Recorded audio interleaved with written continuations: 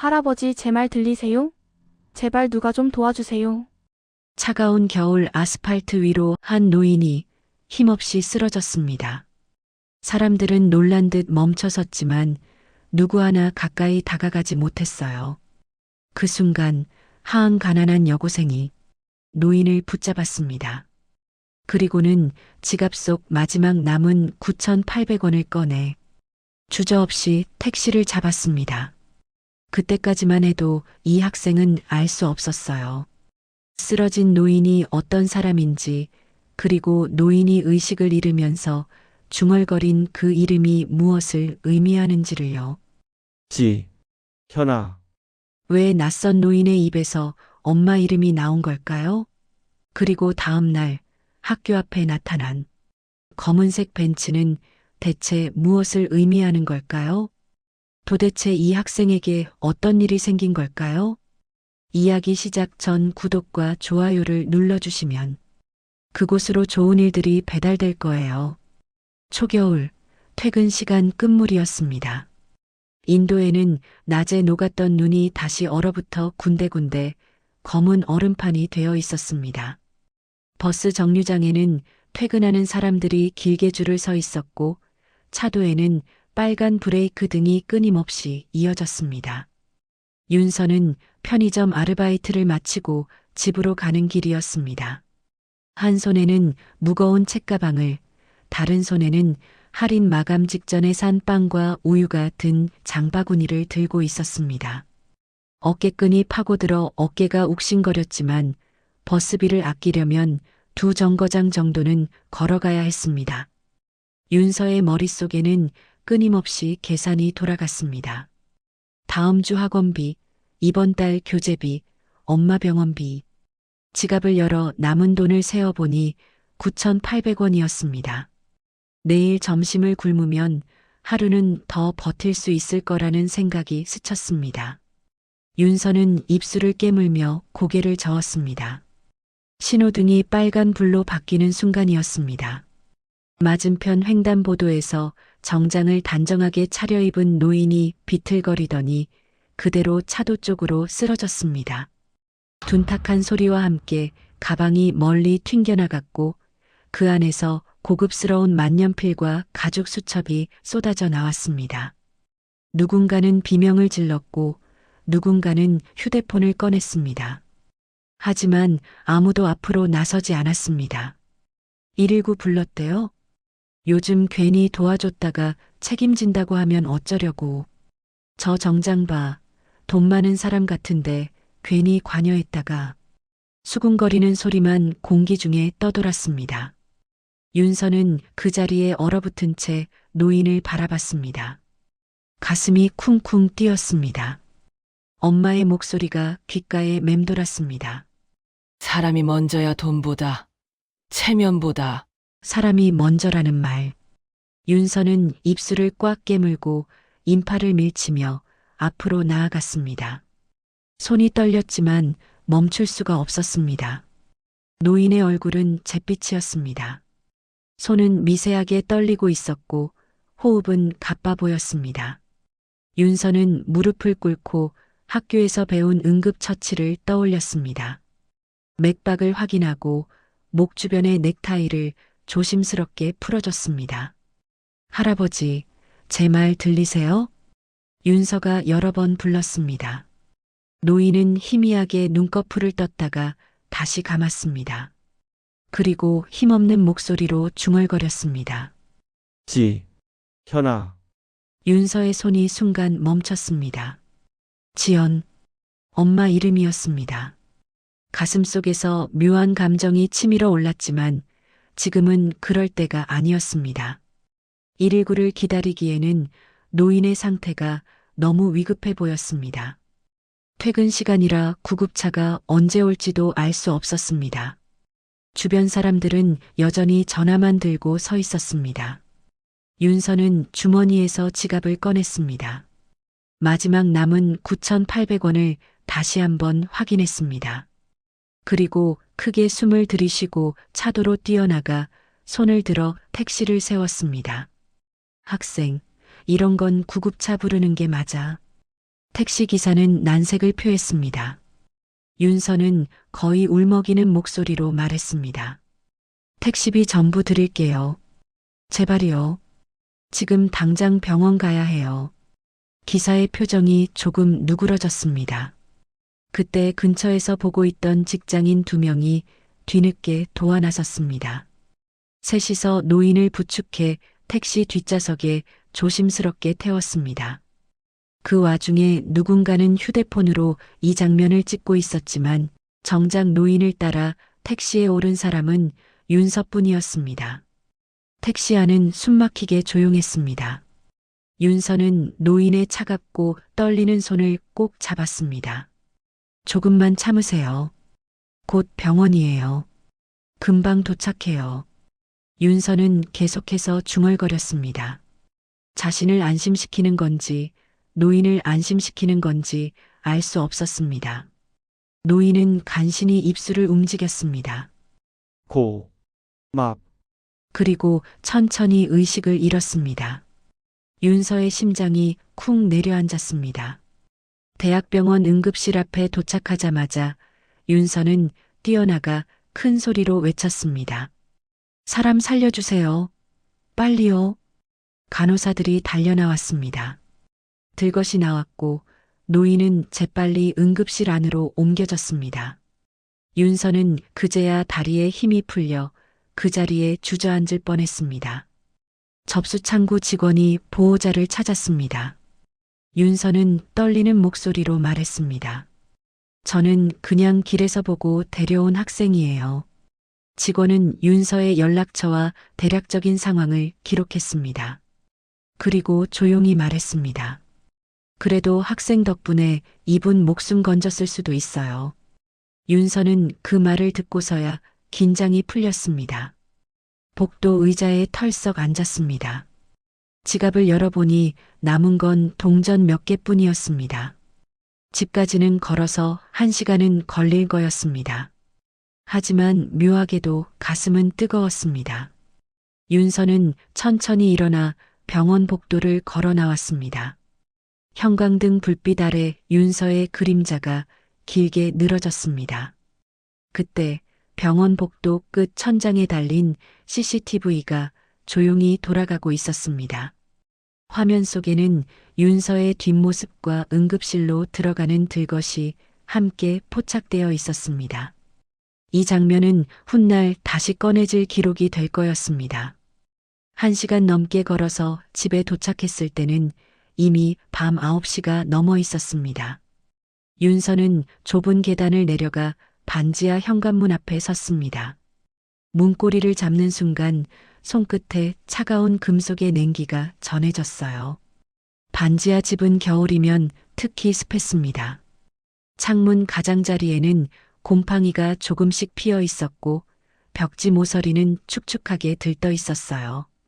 바닥에서는 냉기가 올라왔지만 그래도 이곳은 윤서에게 세상에서 가장 따뜻한 공간이었습니다.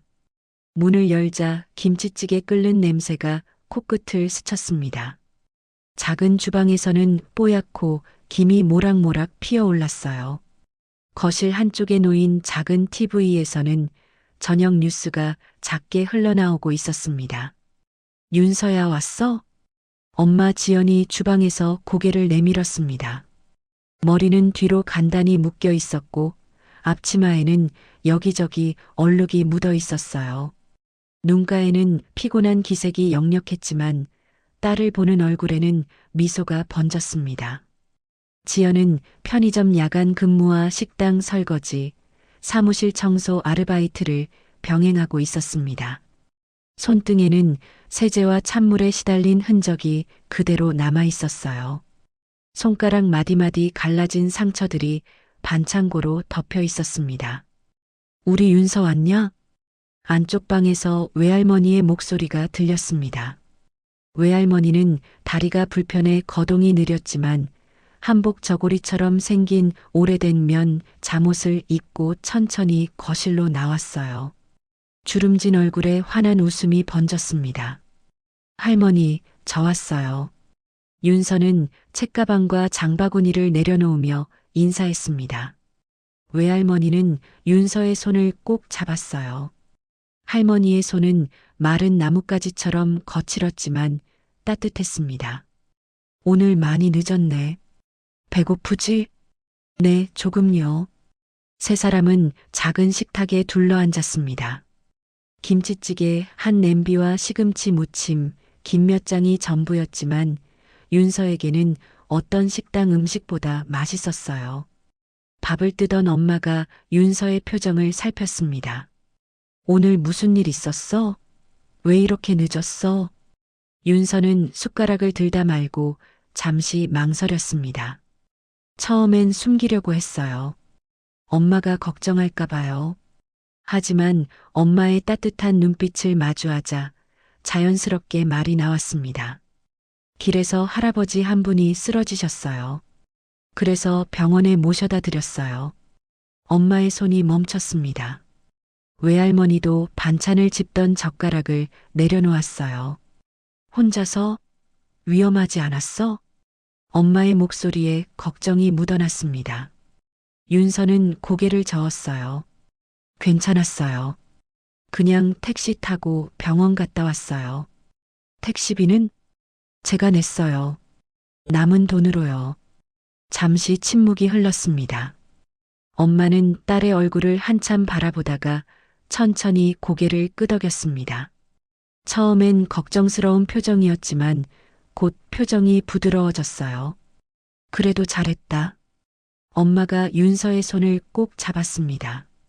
거칠고 차가운 손이었지만 윤서의 가슴은 따뜻해졌어요. 엄마가 늘 하는 말 있잖아.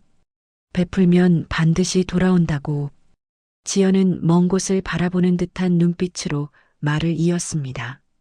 엄마도 20살 때 정말 힘든 일이 있었어. 집에서 쫓겨나 갈 곳이 없었는데 그때 한 아주머니가 도와주셨거든. 빵 하나를 주시면서 힘내라고 하시더라. 그날 엄마 정말 많이 울었어. 윤서는 처음 듣는 이야기였습니다. 엄마는 보통 과거 이야기를 잘하지 않았어요. 그 작은 빵 하나가 엄마한테는 세상 전부 같았어. 그래서 엄마도 나중에 여유 생기면 누군가를 꼭 도와야겠다고 생각했지. 비록 지금은 여유가 없지만 엄마가 쓸쓸하게 웃었습니다. 윤서는 엄마의 손을 꼭 잡았어요. 외할머니가 김을 한 장 더 윤서 밥그릇에 올려주며 말했습니다. 사람은 정이 밥이야. 돈보다 중요한 게 사람 마음이라고. 식사를 마친 뒤 윤서는 자기 방으로 들어갔습니다. 2평도 안 되는 작은 방이었어요. 책상 하나와 옷장 하나, 얇은 이불이 깔린 바닥이 전부였습니다. 벽에는 장학금 받기, 수능 목표 점수 같은 손글씨 메모가 빼곡히 붙어 있었어요. 윤서는 책상에 앉아 참고서를 폈습니다. 하지만 글자가 눈에 들어오지 않았어요. 자꾸만 병원 응급실에 환한 불빛이 떠올랐습니다. 그리고 노인이 중얼거렸던 그 이름이요. 현아. 왜 낯선 할아버지가 엄마 이름을 불렀을까요? 우연일까요? 아니면 정말 엄마를 아는 사람일까요? 윤서는 고개를 저었습니다. 설마 그럴 리 없다고 생각했어요.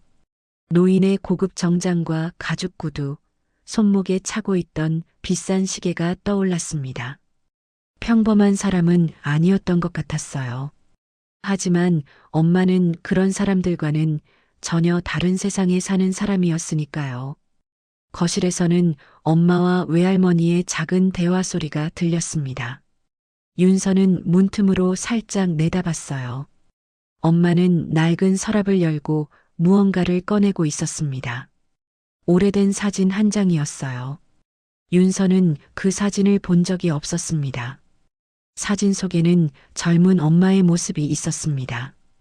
호텔 로비 같은 곳이었어요. 옆에는 누군가가 서 있었지만 얼굴이 잘 보이지 않았습니다. 엄마는 사진을 한참 바라보다가 조용히 다시 서랍 속에 넣었어요. 외할머니가 작은 목소리로 물었습니다. 아직도 그 사진 가지고 있니? 그냥요. 버릴 수도 없고. 그때 일은 이제 잊어야지. 잊으려고 해요. 근데 윤서 보면 자꾸 생각나요. 두 사람의 대화는 거기서 끊겼습니다. 윤서는 조용히 방으로 돌아왔어요. 가슴속에 묘한 감정이 일었습니다. 엄마에게도 자신이 모르는 과거가 있다는 걸 처음 알았어요. 그리고 그 과거가 지금도 엄마를 괴롭히고 있다는 것도요. 윤서는 이불을 덮고 누웠습니다. 천장을 바라보며 생각했어요. 오늘 자신이 한 선택이 정말 잘한 걸까? 마지막 남은 돈을 다 써버린 건 무모한 일이 아니었을까? 하지만 엄마의 목소리가 다시 떠올랐습니다. 사람 살린 일은 무조건 잘한 거야. 윤서는 조금씩 마음이 편해졌습니다. 창밖으로는 겨울밤 찬바람 소리가 들렸어요. 반지하 창문 너머로 보이는 건 행인들의 다리뿐이었지만 윤서는 괜찮았습니다. 멀리서 구급차 사이렌 소리가 희미하게 들렸습니다. 윤서는 눈을 감았어요. 오늘 자신이 도운 할아버지도 지금쯤 편히 쉬고 있을 거라고 믿으며요. 다음 날 아침 같은 병원이었습니다. 하지만 어제 윤서가 뛰어다니던 응급실과는 완전히 다른 공간이었어요. 15층 VIP 병동. 복도는 조용했고 공기도 달랐습니다. 고급 대리석 바닥에는 구두 소리 하나 울리지 않았어요. 벽에는 유명 작가의 그림들이 걸려 있었고 천장 조명은 은은하게 빛났습니다. 간호사들은 하얀 유니폼을 말끔하게 차려입고 조용히 움직였어요. 가장 안쪽 특실. 넓은 병실 안에는 고급 침대 하나가 놓여 있었습니다. 옆에는 최신 심박 모니터와 산소 공급 장치, 각종 의료기기들이 배치되어 있었어요. 창밖으로는 서울 시내가 한눈에 내려다 보였습니다. 장세준이 천천히 눈을 떴습니다. 68살. 명성의료재단 회장이자 30여 년간 의료계를 이끌어온 인물이었어요. 흰머리가 섞인 단정한 머리, 깊게 팬 주름에도 여전히 날카로운 눈빛을 가진 사람이었습니다. 회장님, 정신 차리셨습니까? 침대 옆에 서 있던 전담 주치의가 조심스럽게 물었습니다. 세준은 천천히 고개를 끄덕였어요. 목구멍이 바짝 말라 있었습니다. 병실 문이 열리고 비서실장이 들어왔습니다. 50대 중반의 남자로 20년 넘게 세준을 보좌해 온 사람이었어요. 뒤따라 경호팀장도 들어왔습니다. 회장님, 괜찮으십니까? 물 좀. 세준의 목소리는 쉬어 있었습니다. 간호사가 재빨리 물을 따라 건넸어요. 세준은 천천히 물을 마시며 흐릿한 기억을 더듬었습니다. 거리에서 갑자기 가슴이 조여오던 순간, 차가운 바닥에 쓰러졌던 기억, 그리고 누군가의 따뜻한 손, 가느다란 목소리. 할아버지, 제 말 들리세요? 세준은 그 목소리를 기억했습니다. 어제 쓰러졌을 때 기사 안 나갔지? 비서실장이 고개를 숙였습니다. 물론입니다. 언론사 쪽에 모두 차단했습니다. 회장님께서 쓰러지셨다는 소식은 철저히 봉쇄했습니다. 잘했네. 세준은 천장을 바라봤습니다. 주치의가 차트를 들고 설명했어요. 심근경색 초기 증상이었습니다. 다행히 골든타임 안에 응급실에 도착하셔서 큰 문제는 없었습니다. 조금만 늦었어도 위험할 뻔했습니다. 골든타임? 네. 어제 회장님을 모셔온 분이 계시지 않았습니까? 그 학생 덕분입니다. 세준의 눈빛이 변했습니다. 비서실장이 태블릿을 꺼내 들었어요. 병원 CCTV를 확인했습니다. 고등학생으로 보이는 여학생이 회장님을 택시에 태워 직접 모셔왔습니다. 구급차를 기다리지 않고 바로 병원을 선택한 판단이 주요했다고 합니다. 태블릿 화면에 어제 영상이 재생됐습니다. 교복을 입은 학생이 자신을 부축하는 모습, 택시 안에서 자신의 손을 꼭 잡고 있던 작은 손, 응급실로 뛰어가 도움을 청하던 뒷모습, 세주는 화면을 한참 들여다봤습니다. 가슴속에 뜨거운 무언가가 차올랐어요. 그 학생을 찾아 이미 파악했습니다. 비서실장이 다른 화면을 띄웠습니다. 병원 접수대에 적힌 연락처와 이름이 보였어요. 이윤서, 만 18살, 고등학교 2학년입니다. 세주는 고개를 끄덕였습니다. 그때 비서실장이 조심스럽게 덧붙였어요. 어머님 성함이 이지연으로 확인됩니다. 주소는 구동 반지하입니다. 세준의 손이 멈췄습니다. 이지연. 그 이름을 들은 순간 오래된 기억이 떠올랐어요. 심장이 다시 빠르게 뛰기 시작했습니다. 뭐라고? 이지연입니다. 그리고 반지하에 거주 중이시고. 세주는 침대 난간을 꽉 움켜잡았습니다. 손등에 핏줄이 붉어져 나왔어요. 비서실장이 놀라 물었습니다. 회장님, 어디 불편하십니까? 아니야. 괜찮아. 세주는 눈을 감았습니다. 20년 전 기억이 파도처럼 밀려왔어요. 호텔 로비에서 울던 딸의 얼굴, 혼자 키우겠다고 소리치던 목소리, 그리고 자신이 내뱉었던 차갑고 냉정한 말들. 나가. 다시는 내 앞에 나타나지 마. 세주는 입술을 깨물었습니다. 그 학생 가정 형편은 어떤가? 어머니 혼자 키우시는 것 같습니다. 여러 아르바이트를 병행하시고 형편이 넉넉지 않은 것으로 파악됩니다. 세준의 가슴이 내려앉았습니다. 반지하, 가난, 혼자 키우는 딸, 모든 게 20년 전 자신이 만든 결과였어요. 복도 밖에서는 간호사들이 작은 목소리로 수군거렸습니다. 어제 그 학생 정말 대단하더라. 맞아. 돈도 없으면서 택시비 다 내고 모셔왔대. 요즘 그런 학생 보기 힘든데. 누구 딸이길래 그렇게 착할까? 소문은 벌써 병원 안에 퍼지고 있었습니다. 한 젊은 간호사는 쉬는 시간에 SNS에 짧은 글을 올렸어요. 오늘 응급실에서 감동적인 일이 있었다. 고등학생이 쓰러진 노인을 구해 병원에 모셔왔는데 마지막 남은 돈을 다 써서 택시비를 냈다고 한다. 요즘 같은 세상에 이런 학생이 있다니. 글은 조용히 퍼져나가기 시작했습니다. 병실로 돌아온 세주는 창밖을 바라봤습니다.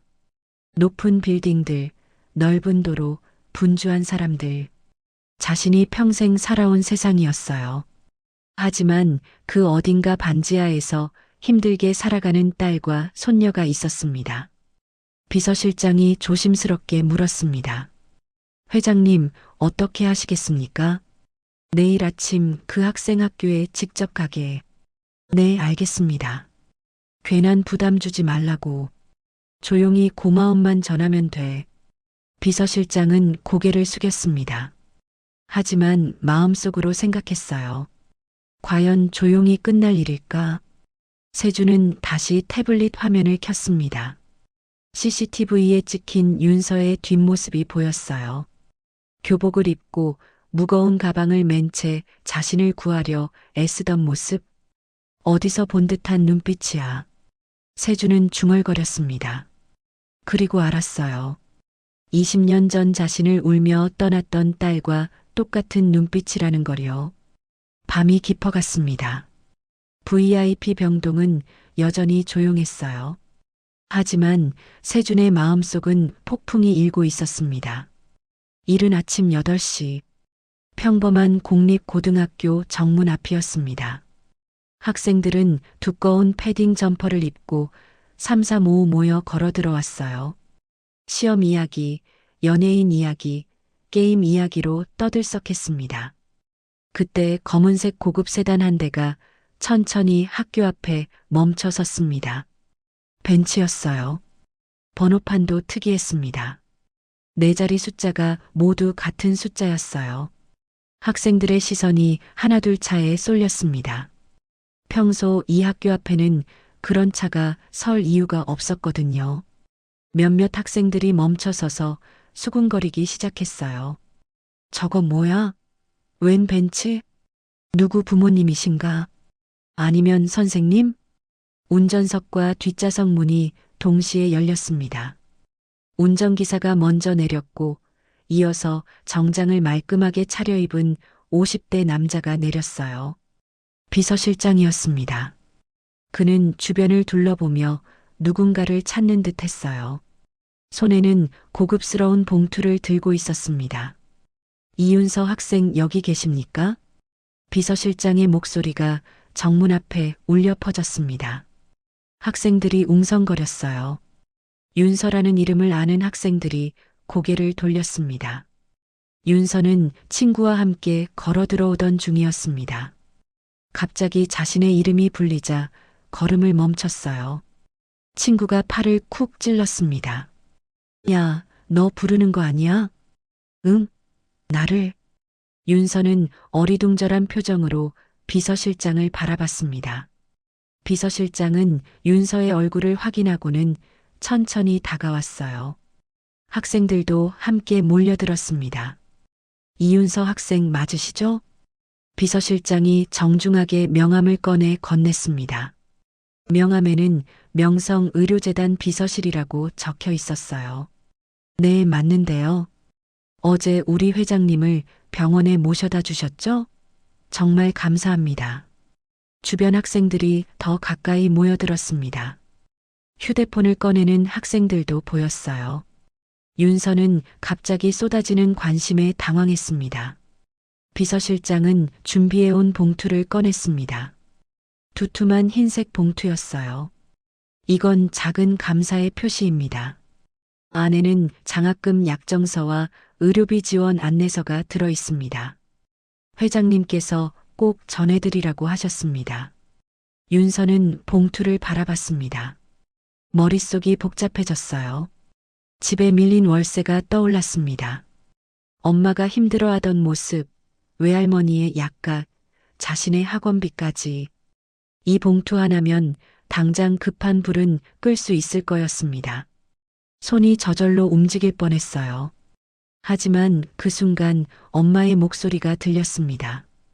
대가를 바라고 도우면 그때부터 장사가 되는 거야. 윤서는 숨을 깊이 들이쉬었습니다. 그리고 천천히 고개를 저으며 봉투를 밀어냈어요. 죄송하지만 받을 수 없어요. 비서실장의 눈이 커졌습니다. 주변 학생들도 숨을 죽였어요. 학생, 이건 정당한 감사의 표시입니다. 부담 가질 필요 없습니다. 그냥 사람이 쓰러져 있어서 도운 것뿐이에요. 돈 때문에 한 일이 아니라서요. 윤서의 목소리는 떨렸지만 단호했습니다. 비서실장은 당황한 표정을 감추지 못했어요. 하지만 학생이 없었으면 회장님이 정말 위험했을 수도 있습니다. 이 정도는 받으셔도 괜찮아요. 정말이요. 주변에서 학생들의 목소리가 터져 나왔습니다. 대박, 저거 거절하네. 미쳤나? 나 같으면 바로 받는다. 저 정도면 몇백은 되겠다. 진짜 대단하다. 누군가는 이미 휴대폰으로 이 장면을 찍고 있었습니다. 카메라 셔터 소리가 여기저기서 들렸어요. 한 학생은 실시간으로 SNS에 올리고 있었습니다. 비서실장은 난감한 표정으로 한 걸음 더 다가왔습니다. 그럼 최소한 회장님께 직접 인사할 자리라도 만들어드리면 안 될까요?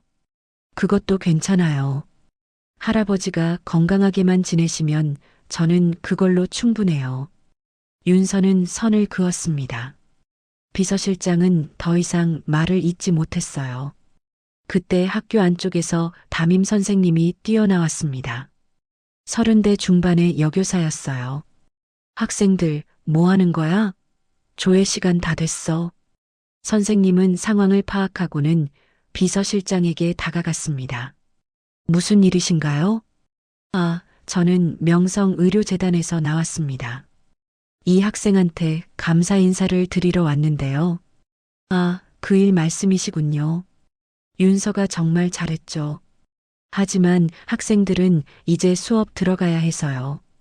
선생님이 학생들을 향해 손짓했습니다. 자, 다들 구경 그만하고 들어가. 늦으면 지각이야. 학생들은 아쉬운 듯 뒤돌아보며 천천히 교문 안으로 들어갔습니다. 하지만 여전히 몇몇은 멀리서 휴대폰을 들고 있었어요. 비서실장은 윤서에게 명함을 한 장 더 건넸습니다. 그럼 이것만이라도 받아주세요.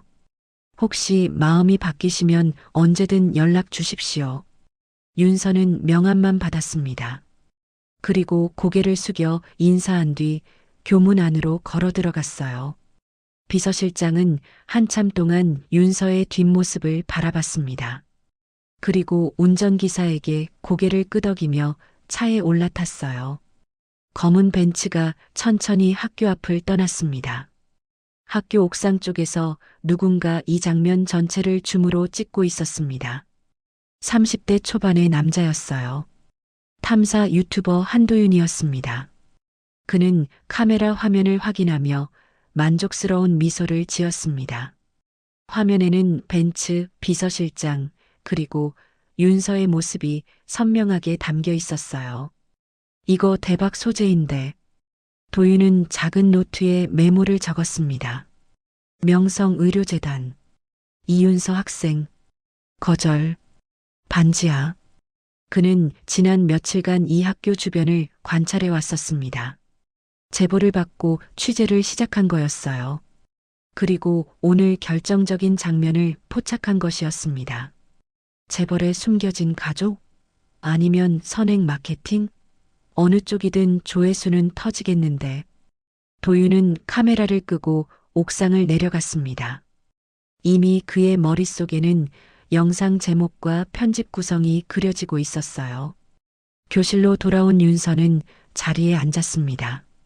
하지만 친구들의 시선이 따가웠어요. 수군거리는 소리가 들렸습니다. 진짜 거절했대. 대박이다. 나는 절대 못 참아. 근데 저 정도면 얼마나 되는 거야? 윤서는 책상에 엎드렸습니다. 가슴이 두근거렸어요. 잘한 일일까, 잘못한 일일까? 확신이 서지 않았습니다. 하지만 엄마의 얼굴이 떠올랐습니다. 그리고 어젯밤 들었던 말. 베풀면 반드시 돌아온다. 윤서는 천천히 숨을 고르며 마음을 다잡았습니다. 그날 오후 짧은 영상 하나가 SNS에 올라왔습니다. 제목은 돈을 거절한 정의로운 여고생이었어요. 썸네일에는 검은 벤츠와 교복을 입은 윤서의 뒷모습이 잡혀 있었습니다. 영상은 빠르게 퍼져나갔습니다. 조회수가 1000만, 10만을 넘어섰어요. 댓글창에는 다양한 반응이 쏟아졌습니다. 요즘 세상에 이런 학생이 있다니. 부모님 교육 정말 잘 받았네요. 진짜 착한 아이다. 하지만 냉소적인 댓글도 있었어요. 슈 아니냐? 재단이랑 짜고 치는 것 같은데. 나중에 더 큰 거 받으려는 거 아님? 홍보용이면 좀 티 안 나게 하지. 윤서는 학교에서 쉬는 시간마다 주변 학생들의 시선을 느꼈습니다. 복도를 지나갈 때마다 수군거리는 소리가 들렸어요. 저기 그 애야. 진짜 거절했대. 대박이다. 어떤 아이는 윤서에게 다가와 말을 걸었습니다. 야, 너 진짜 대단하다. 나는 절대 못 참아. 응, 그냥. 윤서는 어색하게 웃었습니다. 칭찬인지 놀림인지 구분이 되지 않았어요. 점심시간에는 다른 반 학생들까지 찾아왔습니다. 한 남학생이 몰래 윤서 얼굴을 찍으려다가 친구에게 들켰어요. 야, 뭐하냐? 허락도 안 받고. 아니, 그냥 인증샷 하나. 싫다고 하잖아. 둘 사이에 언쟁이 벌어질 뻔했습니다. 윤서는 자리에서 일어나 교실 밖으로 나왔어요. 갑자기 쏟아지는 관심이 부담스러웠습니다. 옥상 계단에 혼자 앉아 있는데 담임 선생님이 올라왔습니다. 윤서야, 괜찮니? 네, 선생님. 괜찮아요. 힘들면 언제든 말해. 선생님이 다른 애들한테 얘기해 줄게. 괜찮아요. 곧 잠잠해질 거예요. 윤서는 억지로 웃었습니다. 하지만 마음속은 복잡했어요. 한편 반지하 집에서는 외할머니가 동네 아주머니에게서 전화를 받았습니다. 어머, 윤서 할머니 맞으시죠? 인터넷에 우리 윤서 나왔던데요? 네. 뭐가요? 학교 앞에서 벤츠 온 거 영상 봤어요. 대단하더라고요. 외할머니는 전화를 끊고 급히 딸에게 연락했습니다. 지연은 편의점 야간 근무를 시작하기 직전이었어요. 지연아, 윤서가 무슨 일 있었대? 네. 무슨 일이요? 인터넷에 영상이 떴다는데. 지연은 휴대폰을 꺼내 검색했습니다. 화면에 딸의 뒷모습이 보였어요. 학교 앞 벤츠, 정장 입은 남자, 봉투를 건네는 장면, 그리고 고개를 젓는 윤서. 지연은 영상을 끝까지 봤습니다. 가슴이 뜨거워졌다가 다시 식어내렸어요. 자랑스러웠지만 동시에 걱정도 됐습니다. 이런 게 우리한테 좋은 일일까? 지연은 혼잣말을 중얼거렸습니다.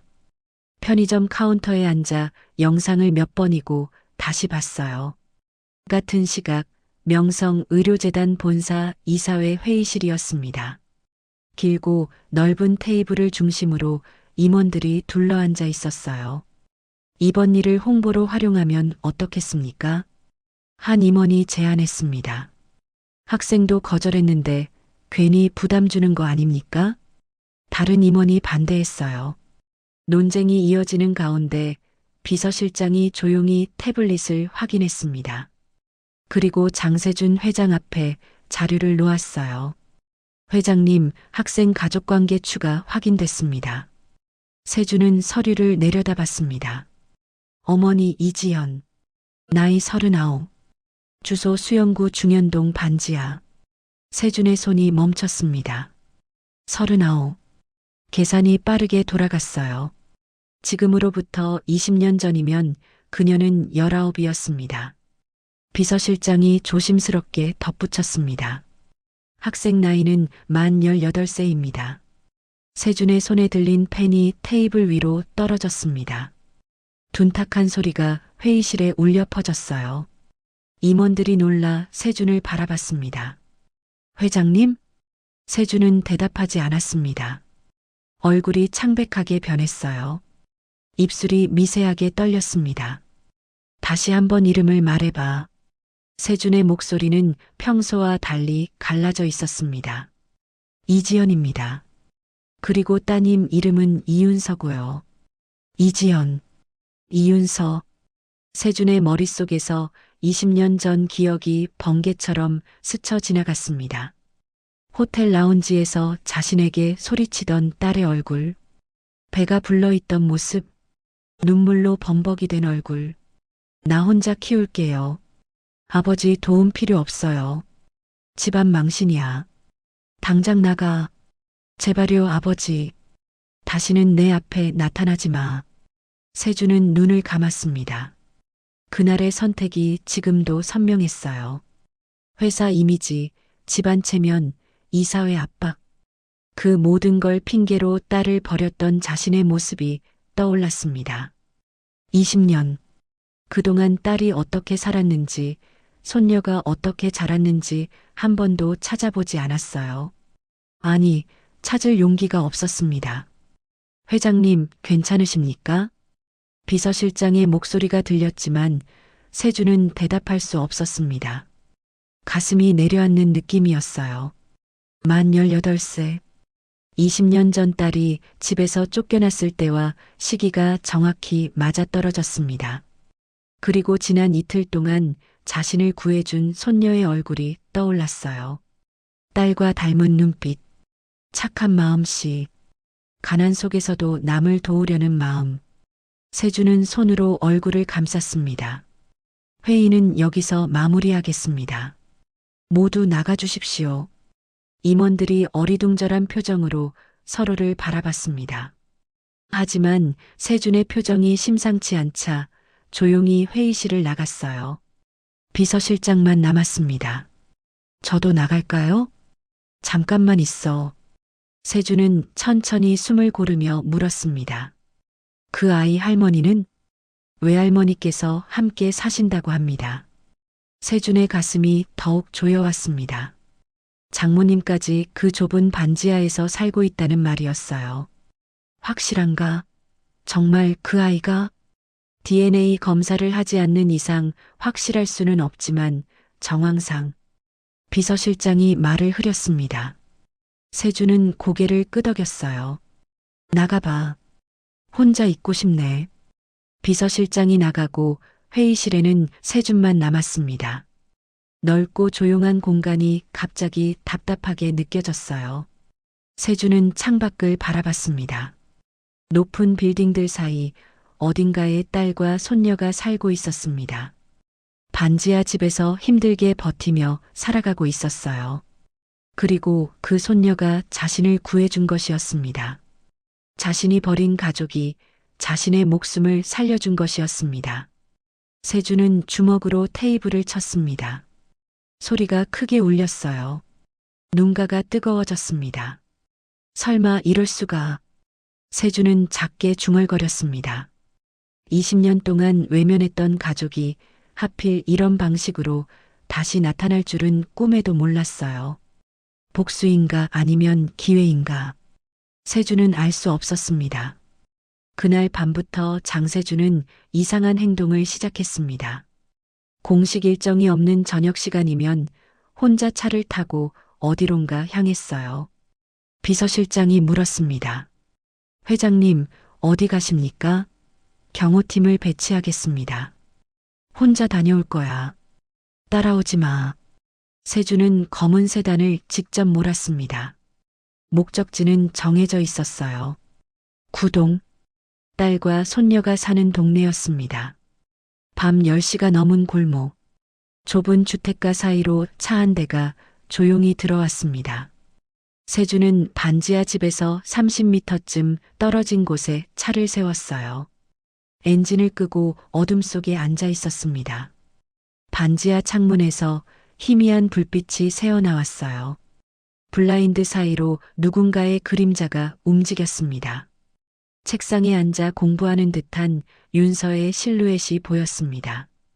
주방 쪽에서는 설거지하는 지연의 모습도 어렴풋이 보였어요. 거실에서는 외할머니가 TV를 보고 있는 것 같았습니다. 세준은 핸들을 꽉 움켜쥐었습니다.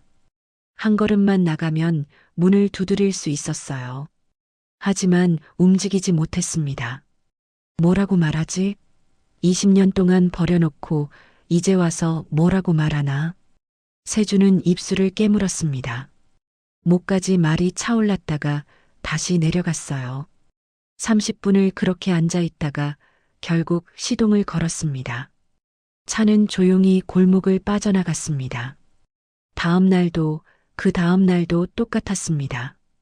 세준은 저녁마다 그 골목을 찾았어요.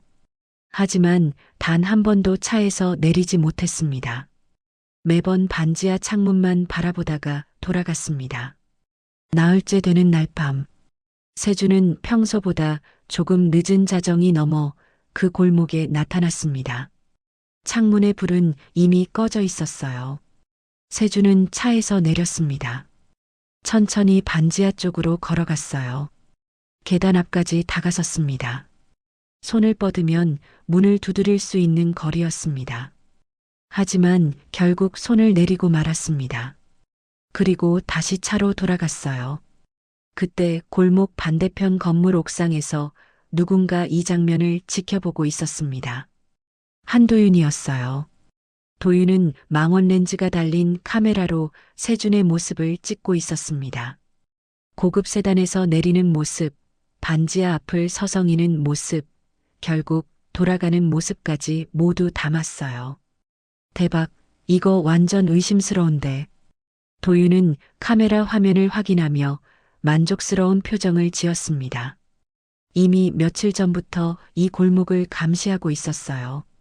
제보를 받고 확인차 나왔는데 예상보다 훨씬 재미있는 장면들이 잡혔습니다. 노트에 메모를 적었습니다.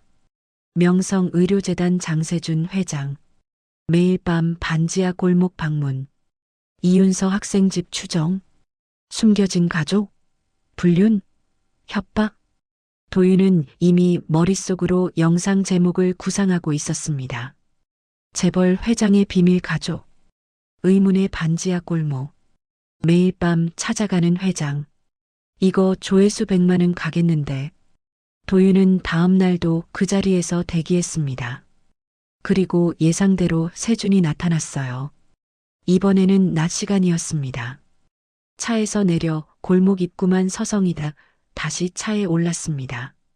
도윤은 차량 번호까지 확인했습니다. 재단 회장 전용 차량이 맞았어요. 한편 학교에서는 윤서에 대한 소문이 계속 돌고 있었습니다.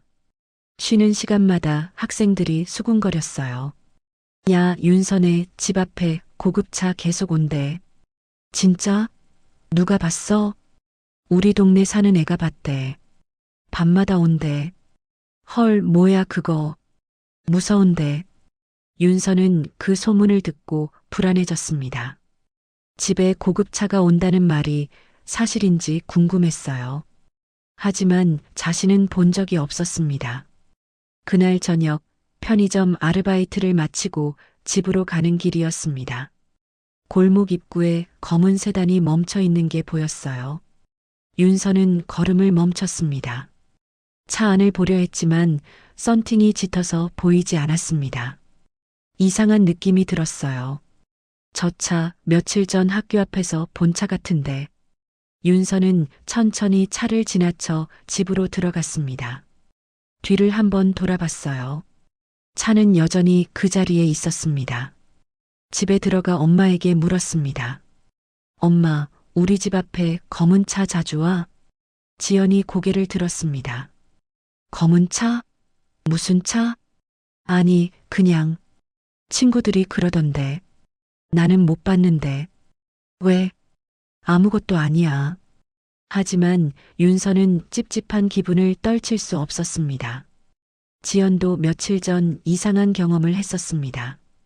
새벽에 편의점 야간 근무를 마치고 집에 오는 길이었어요. 골목 입구에 누군가 서 있는 게 보였습니다. 중년 남자의 뒷모습이었습니다. 정장을 입고 반지하 쪽을 바라보고 있었어요. 지연은 이상하다고 생각하며 그냥 지나쳤습니다. 하지만 뒷모습이 묘하게 익숙한 느낌이 들었어요. 가슴이 철렁했습니다. 설마. 지연은 고개를 저었습니다. 그럴 리 없다고 생각했어요. 20년이나 지난 일이었습니다. 그 사람이 자신을 찾을 리 없었어요. 하지만 그날 밤 지연은 오래 잠들지 못했습니다. 한도윤은 일주일 동안 모은 영상들을 편집하기 시작했습니다.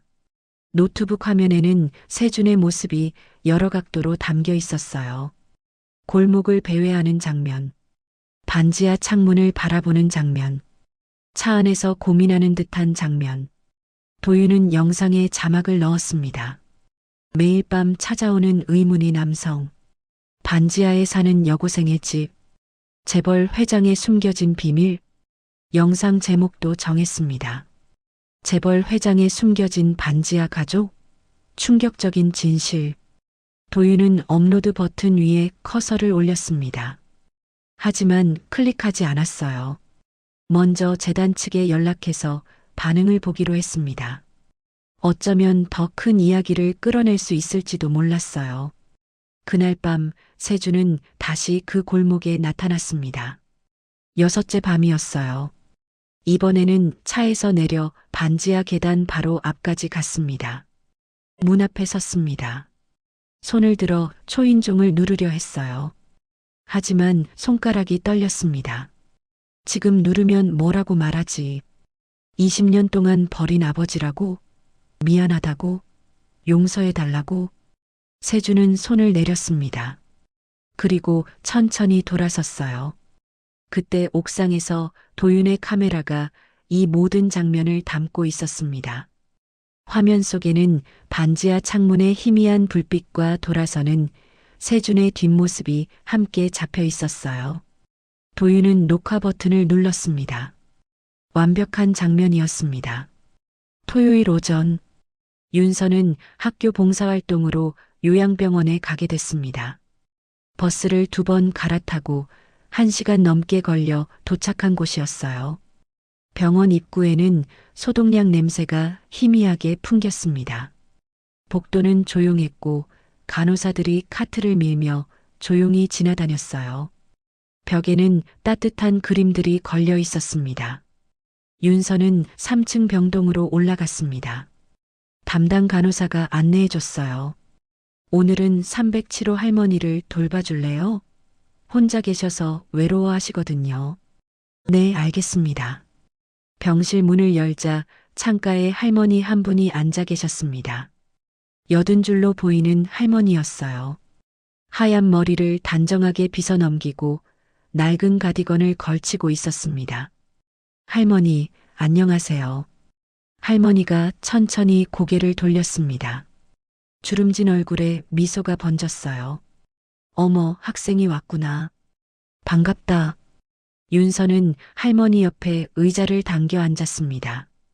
기억이 또렷한 날과 흐린 날이 있다고 간호사가 말했었어요.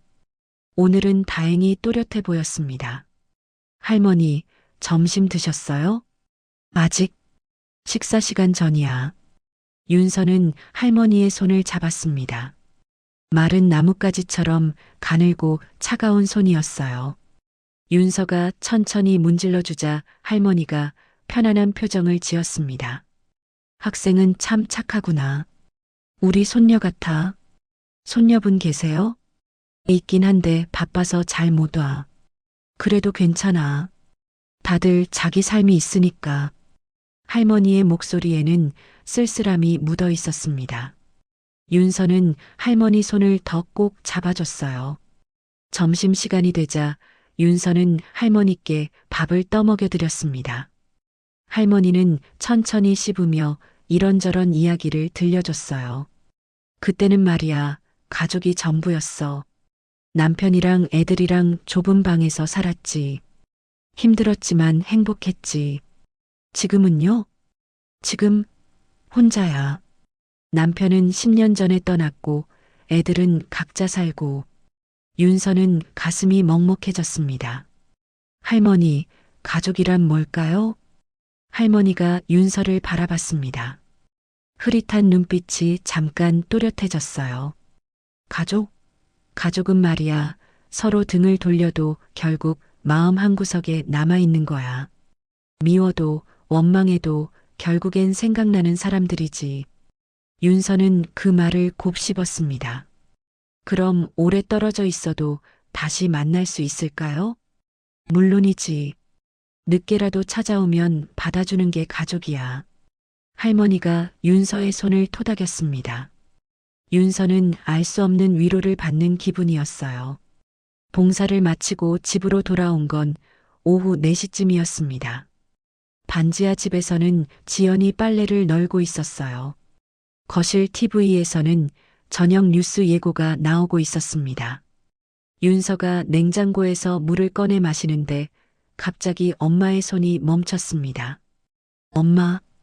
지연은 TV 화면을 뚫어지게 바라보고 있었습니다.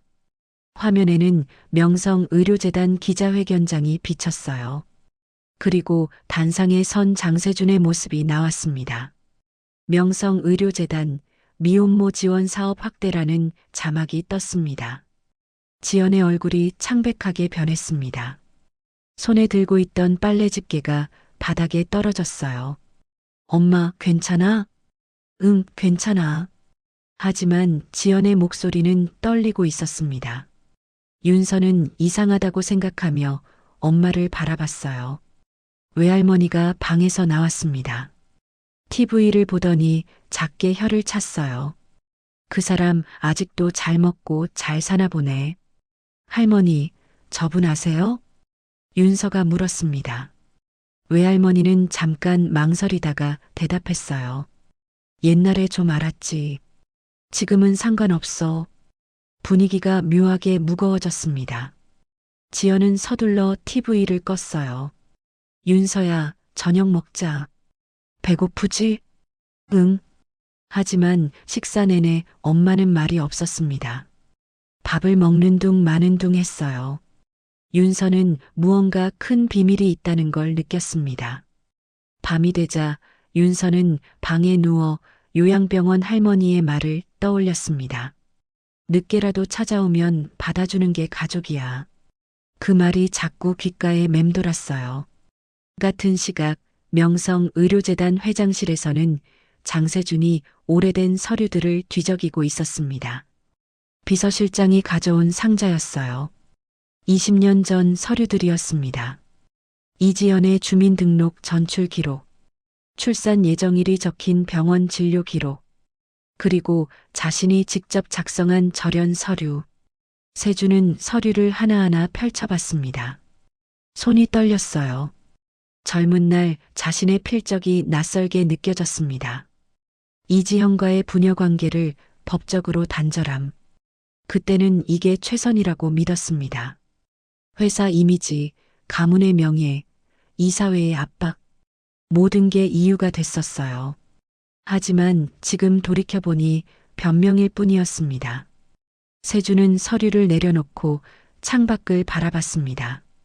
서울 시내 불빛이 반짝였어요. 저 어딘가 딸과 손녀가 좁은 반지하에서 살고 있었습니다.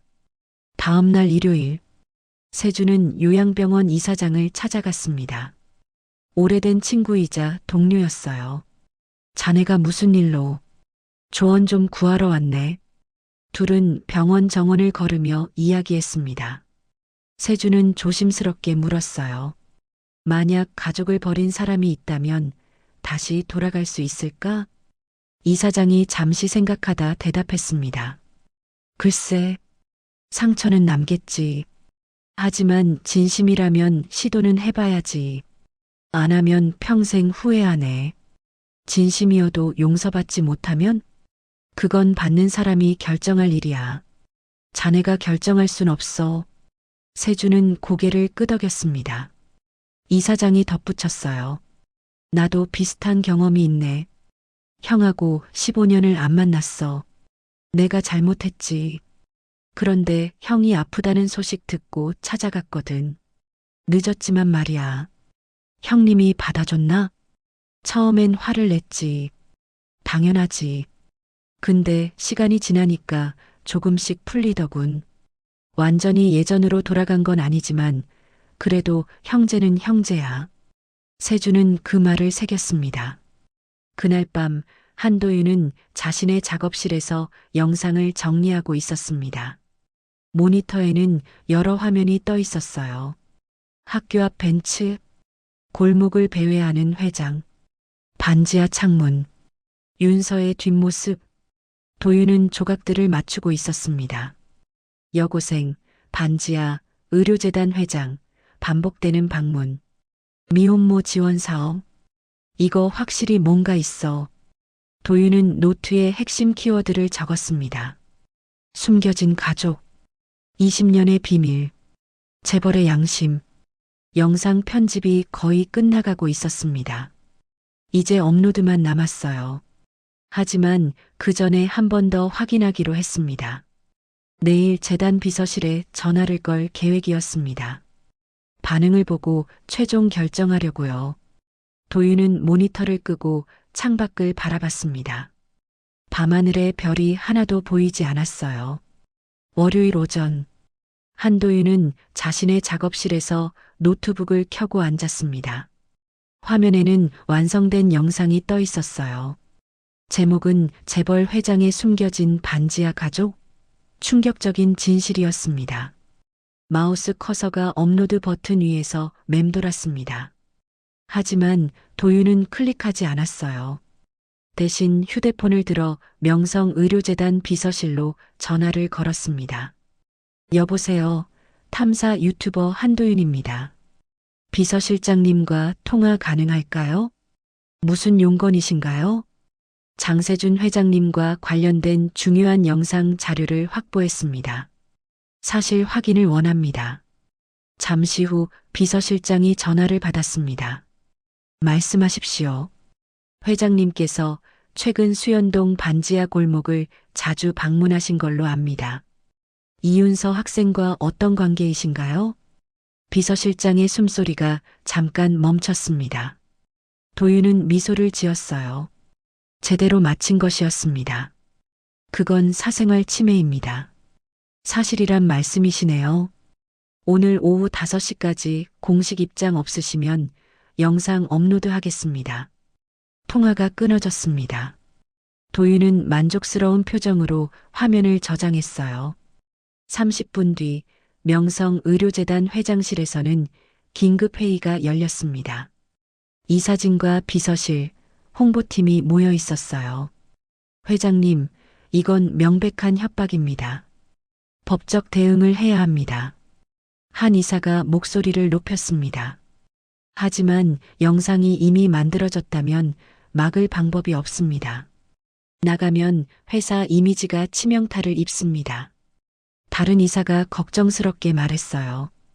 일단 돈으로 해결하는 게 안 됩니다. 장세준의 목소리가 회의실을 가득 채웠습니다. 모두가 고개를 들었어요. 도망가지 않겠습니다. 오히려 내가 먼저 말하겠습니다. 회장님? 비서실장이 놀라 물었습니다. 기자회견을 열어라. 오늘 오후 3시. 지금 고백하시면 회사 주가가 폭락합니다. 이사회가 가만히 있지 않을 겁니다. 상관없네. 세준은 창밖을 바라봤습니다. 맑은 하늘이 보였어요. 지금도 숨기면 평생 후회합니다. 20년을 숨기고 살았는데 더는 못 참겠네. 이사들이 웅성거렸습니다. 세준은 자리에서 일어났어요. 반대하는 분들은 사표 내도 좋습니다. 하지만 나는 하겠습니다. 회의실이 조용해졌습니다. 비서실장이 천천히 고개를 숙였어요. 준비하겠습니다. 오후 3시 명성의료재단 본사 대회의실이었습니다. 기자들이 빼곡히 들어차 있었어요. 카메라 플래시가 끊임없이 터졌습니다. 갑자기 기자회견이 왜 열린 거야? 회장님 건강 문제 아닐까? 아니면 새로운 사업 발표? 기자들이 수군거렸습니다. 오후 3시 정각. 단상에 장세준이 올랐습니다. 검은색 정장을 단정하게 차려입고 있었어요. 하지만 얼굴에는 평소와 다른 긴장감이 서려 있었습니다. 세준은 단상 앞에 놓인 원고를 내려다봤습니다. 비서실에서 준비한 형식적인 문구들이 적혀 있었어요. 잠시 침묵이 흘렀습니다. 기자들이 긴장한 표정으로 기다렸어요. 세준은 천천히 원고를 접어 옆으로 치웠습니다. 그리고 마이크 앞에 섰어요. 오늘 저는 제 인생의 가장 큰 잘못을 고백하려 합니다. 기자들이 술렁였습니다. 카메라가 일제히 세준을 향했어요. 20년 전 저는 제 딸을 집에서 내쫓았습니다. 플래시가 더욱 빠르게 터졌습니다. 세준은 눈을 감았다가 다시 떴어요. 딸은 당시 19살이었고 혼자 아이를 낳겠다고 했습니다. 저는 회사 이미지와 집안 체면을 이유로 딸을 거부했습니다. 한 푼도 주지 않고 쫓아냈습니다. 회의실이 숨죽인 듯 조용해졌습니다. 그 뒤로 20년 동안 딸과 손녀가 어떻게 사는지 단 한 번도 찾아보지 않았습니다. 아니, 찾을 용기가 없었습니다. 세준의 목소리가 잠깐 떨렸습니다. 하지만 계속 말을 이었어요. 최근 길에서 제가 쓰러졌을 때 한 여고생이 저를 구해주었습니다. 마지막 남은 돈을 다 써서 병원에 데려다 준 학생이었습니다. 기자들이 메모를 하기 시작했습니다. 그 학생이 바로 제 손녀 이윤서였습니다. 회의실이 다시 한번 술렁였습니다. 세준은 두 손으로 단상을 꽉 잡았어요. 제가 버린 손녀가 제 목숨을 살려준 것입니다. 이보다 더 큰 아이러니가 있을까요? 세준의 눈가가 붉어졌습니다. 하지만 눈물을 참았어요. 저는 딸과 손녀에게 진심으로 용서를 구하고 싶습니다. 20년 동안 아버지로서, 할아버지로서 해야 할 일을 하지 못했습니다. 세준은 깊게 고개를 숙였습니다. 거의 90도에 가까운 절이었어요. 회사 차원이 아닌 한 인간으로서 고개 숙입니다. 용서해 주십시오. 카메라 셔터 소리만 울려 퍼졌습니다. 몇몇 기자들은 눈시울을 붉혔어요. 잠시 후 질문이 쏟아졌습니다. 따님과 손녀분은 현재 어떻게 지내십니까? 반지하에서 힘들게 살고 있습니다. 그건 모두 제 책임입니다. 앞으로 어떻게 하실 계획입니까? 진심으로 사죄하고 관계 회복을 위해 노력하겠습니다. 물론 그 선택은 딸과 손녀의 몫입니다. 기자회견은 40분간 이어졌습니다. 세주는 모든 질문에 솔직하게 답했어요. 같은 시각 반지하 집 거실에서는 지연과 윤서가 TV를 보고 있었습니다. 외할머니도 함께였어요. 화면 속 세준이 고개를 숙이는 모습이 보였습니다. 지연의 손이 떨리기 시작했어요. 눈에서 눈물이 주르르 흘러내렸습니다. 엄마. 윤서가 엄마의 손을 잡았습니다. 지연은 아무 말도 하지 못했어요. 그저 화면을 뚫어지게 바라볼 뿐이었습니다. 외할머니도 눈물을 닦았습니다. 20년 동안 원망했던 사람이 전국에 방송되는 자리에서 잘못을 인정하고 있었어요. 저 사람이 정말 변한 걸까? 외할머니가 작게 중얼거렸습니다. 화면 속 세준이 다시 한번 고개를 숙였습니다. 그리고 카메라를 똑바로 바라보며 말했어요. 지연아, 윤서야. 아버지가, 할아버지가 정말 미안하구나. 그 말을 듣는 순간 지연은 소리내어 울기 시작했습니다. 윤서도 눈물을 참지 못했어요. 외할머니는 두 사람을 꼭 껴안았습니다. 기자회견이 끝났습니다. 하지만 세 사람은 한참 동안 그 자리에서 움직이지 못했어요. TV 화면은 이미 다른 뉴스로 넘어갔지만 세준의 목소리가 계속 귓가에 맴돌았습니다. 그날 밤 인터넷과 뉴스는 이 이야기로 가득 찼습니다. 기자회견 다음 날 인터넷 포털 사이트 메인 화면에는 같은 제목의 기사들이 줄지어 올라와 있었습니다. 버린 딸에게 사과한 재벌 회장 20년 만에 고백 손녀가 살린 할아버지. 댓글창은 뜨겁게 달아올랐습니다. 늦었지만 용기 있는 선택이다. 진심이 느껴진다. 응원합니다. 돈으로 다 해결되는 줄 아나? 20년을 버려놓고 이제 와서 뭔데? 응원과 비난이 반반씩 섞여 있었습니다. 학교에 간 윤서는 더 큰 관심의 중심이 됐습니다. 복도를 걸을 때마다 모든 학생이 돌아봤어요. 교실 문을 열면 대화가 뚝 끊겼습니다. 저기 온다. 조용히 해. 사진 찍지 마. 수군거림이 들렸지만 아무도 직접 다가오지 않았습니다. 오히려 거리를 두는 느낌이었어요. 마치 윤서가 다른 세계 사람이 된 것처럼요. 점심시간. 윤서가 식판을 들고 자리를 찾는데 평소같이 밥 먹던 친구들이 어색한 표정을 지었습니다. 윤서야, 여기 앉아. 응. 하지만 대화는 이어지지 않았습니다. 친구들은 밥만 먹었어요. 전에는 이런저런 얘기로 시끄러웠는데 지금은 침묵만 흘렀습니다. 한 친구가 조심스럽게 물었습니다. 너 이제 재벌 되는 거야? 아니야. 그냥 부럽다. 나도 그런 할아버지 있으면 좋겠다. 윤서는 대답하지 못했습니다. 부러워할 일이 아닌데 친구는 그게 부러운 거였어요. 방과 후 집으로 가는 길. 반지하 골목 입구에는 낯선 사람들이 서성이고 있었습니다. 카메라를 든 사람도 보였어요. 저기 온다. 저 애가 그 학생이야. 누군가 속삭였습니다. 윤서는 고개를 숙이고 빠르게 걸었어요. 셔터 소리가 들렸습니다. 집 문을 열고 들어가자 엄마가 창문 블라인드를 내리고 있었습니다. 엄마, 왜 그래? 밖에 사람들이 자꾸 들여다봐서.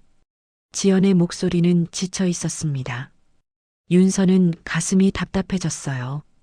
외할머니가 한숨을 쉬며 말했습니다. 동네 사람들이 자꾸 물어봐.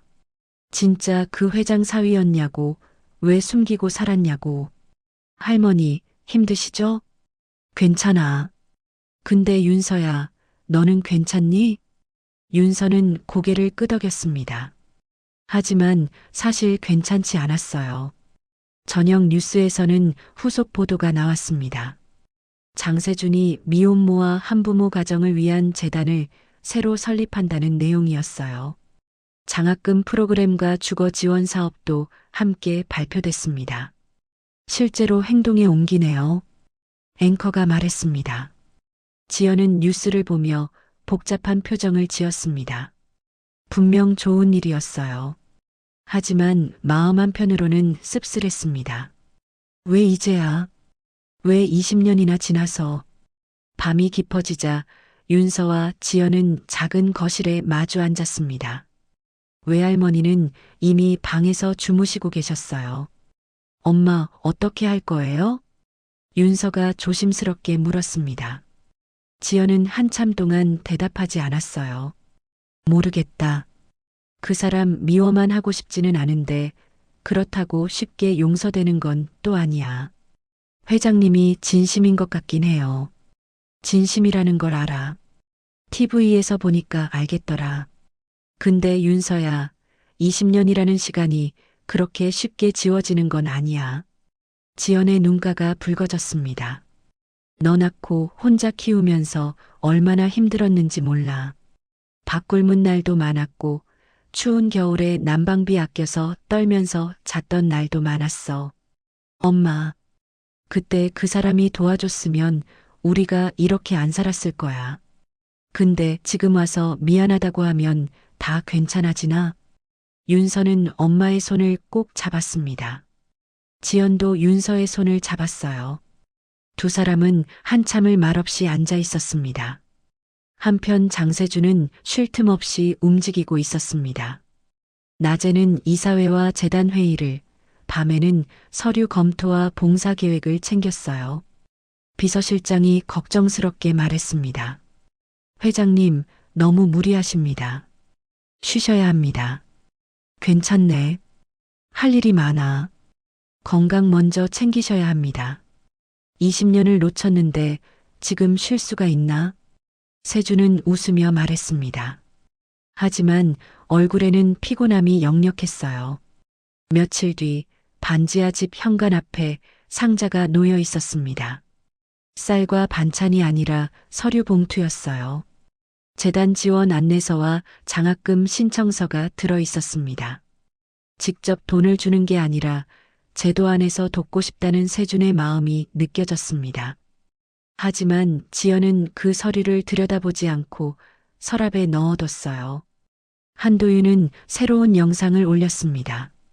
재벌 회장 고백 그 이후라는 제목이었어요. 기자회견 장면과 반지하 골목의 모습이 교차되며 편집됐습니다. 윤서는 그 영상을 보다가 충격을 받았습니다. 자신과 엄마 외할머니의 옛날 사진이 모자이크되어 나왔어요. 어디서 구했는지 알 수 없는 사진들이었습니다. 이제 우리 삶이 마음대로 소비되는 거구나. 윤서는 허무한 표정으로 휴대폰을 내려놓았습니다. 같은 시각 세준은 새로 설립한 미혼모 쉼터 개소식에 참석했습니다. 많은 사람이 모였고 기자들도 왔어요. 축사를 하던 중이었습니다. 이 쉼터가 누군가에게 희망이 되기를. 세준이 말하는 순간 갑자기 어지러움이 밀려왔습니다. 눈앞이 흐려지고 다리에 힘이 빠졌어요. 회장님? 비서실장이 재빨리 부축했습니다. 세준은 손을 저으며 말했어요. 괜찮네. 잠깐 어지러웠을 뿐이야. 하지만 얼굴은 창백했습니다. 식은땀이 이마에 맺혔어요. 행사를 마치고 차에 오르자 세준은 주머니에서 진통제를 꺼냈습니다. 며칠 전부터 가슴이 조여오는 느낌이 있었어요. 두통도 심했습니다. 병원에 가시는 게 나중에. 지금은 할 일이 많아. 세준은 차창 밖을 바라봤습니다. 저 어딘가 딸과 손녀가 있었어요. 아직도 자신을 받아들이지 못한 가족이 있었습니다. 시간이 많지 않은 것 같은데 세주는 가슴을 쓸어내렸습니다. 통증이 점점 심해지고 있었어요. 그날 저녁, 장세주는 미혼모 쉼터 봉사를 마치고 차에 올랐습니다. 비서실장이 함께 탔어요. 엔진 소리가 조용히 울렸습니다. 회장님, 오늘 일정은 끝났습니다. 집으로 가시겠습니까? 응. 세주는 짧게 대답했습니다. 창밖을 바라보는데 갑자기 가슴이 조여왔어요. 왼쪽 팔이 저리기 시작했습니다. 회장님? 비서실장이 이상한 낌새를 알아챘습니다. 세준의 얼굴이 창백하게 변하고 있었어요. 식은땀이 이마를 타고 흘러내렸습니다. 잠깐만. 세준이 가슴을 움켜쥐었습니다. 호흡이 가빠졌어요. 비서실장이 재빨리 운전기사에게 소리쳤습니다. 병원으로, 빨리. 차가 방향을 틀었습니다. 하지만 세준은 이미 의식을 잃고 있었어요. 고개가 옆으로 기울었습니다. 회장님, 정신 차리십시오. 비서실장이 세준을 흔들었지만 반응이 없었습니다. 30분 뒤 세준은 다시 병원 응급실에 실려갔습니다. 의료진이 달려들었고 각종 검사가 진행됐어요. 비서실장은 복도에서 초조하게 기다렸습니다.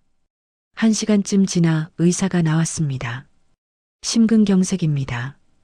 다행히 빨리 오셔서 큰 고비는 넘겼습니다. 하지만 당분간 절대 안정이 필요합니다. 감사합니다. 비서실장은 안도의 한숨을 쉬었습니다. 그리고 망설이다가 휴대폰을 꺼냈어요. 전화번호부에서 이지연이라는 이름을 찾았습니다. 손가락이 떨렸습니다. 과연 전화해도 될까? 하지만 이건 알려야 할 일이었어요. 비서실장은 통화 버튼을 눌렀습니다. 반지하 집. 지연은 설거지를 하고 있었습니다. 휴대폰이 울렸어요. 모르는 번호였습니다. 여보세요? 이지연 씨 맞으십니까? 저는 명성의료재단 비서실입니다. 지연의 손이 멈췄습니다. 회장님께서 쓰러지셨습니다. 지연은 아무 말도 하지 못했습니다. 비서실장이 조심스럽게 말을 이었어요. 지금 병원 중환자실에 계십니다. 마지막으로 꼭 만나고 싶어 하실 것 같습니다. 저는 지연이 말을 시작했다가 멈췄습니다. 가슴이 복잡했어요. 연락처 남겨드리겠습니다. 결정은 이지연 씨께서 하십시오. 통화가 끊어졌습니다. 지연은 한참을 멍하니 서 있었어요. 손에서 설거지 물이 뚝뚝 떨어졌습니다. 엄마, 무슨 일이야? 윤서가 나왔습니다. 지연은 천천히 고개를 돌렸어요. 회장님이 쓰러졌대. 윤서의 눈이 커졌습니다. 지연은 의자에 주저앉았어요. 손이 떨렸습니다. 엄마, 우리 가야 하는 거 아니야? 모르겠어. 지연은 얼굴을 감쌌습니다. 20년 동안 보고 싶지 않았던 사람이었어요. 하지만 며칠 전 기자회견 이후로 마음이 흔들리고 있었습니다. 윤서가 엄마 옆에 앉았습니다. 엄마, 우리 안 가면 평생 후회하지 않을까? 지연이 윤서를 바라봤습니다. 딸의 눈에는 진심이 담겨 있었어요. 요양병원 할머니가 그러셨어요. 늦게라도 찾아오면 받아주는 게 가족이라고. 지연은 눈물을 닦았습니다. 그리고 천천히 고개를 끄덕였어요. 그래, 가자. 두 사람은 외할머니께 말씀드리고 서둘러 집을 나섰습니다. 버스를 타고 병원으로 향했어요. 가는 내내 아무도 말이 없었습니다. 밤 10시쯤 병원에 도착했습니다. 15층 중환자실 앞. 비서실장이 기다리고 있었어요. 오셨습니까? 회장님은요? 지금 안정된 상태입니다. 들어가셔도 됩니다. 지연과 윤서는 중환자실 문 앞에 섰습니다.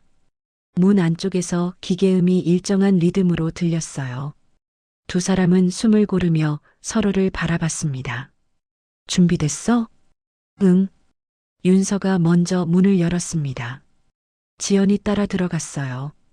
병실 안에는 산소 마스크를 쓰고 누워있는 세준이 보였습니다. 여러 줄의 관이 연결돼 있었고 모니터에는 심박수가 표시되고 있었어요. 얼굴은 이전보다 훨씬 야위어 보였습니다. 세준이 희미한 소리에 눈을 떴습니다. 그리고 문 앞에 선 두 사람을 봤어요. 한참을 말없이 바라보다가 천천히 입을 열었습니다. 왔구나. 목소리가 갈라져 있었습니다. 지연은 한 걸음 다가갔어요. 다리가 후들거렸습니다. 아버지. 그 한마디를 꺼내는데 20년이 걸렸습니다. 세준의 눈에서 눈물이 흘러내렸어요. 산소 마스크 안쪽으로 눈물이 번졌습니다. 윤서도 침대 곁으로 다가갔습니다. 그리고 세준의 손을 조심스럽게 잡았어요. 할아버지, 아직 할 얘기 많잖아요. 혼자 가면 안 돼요.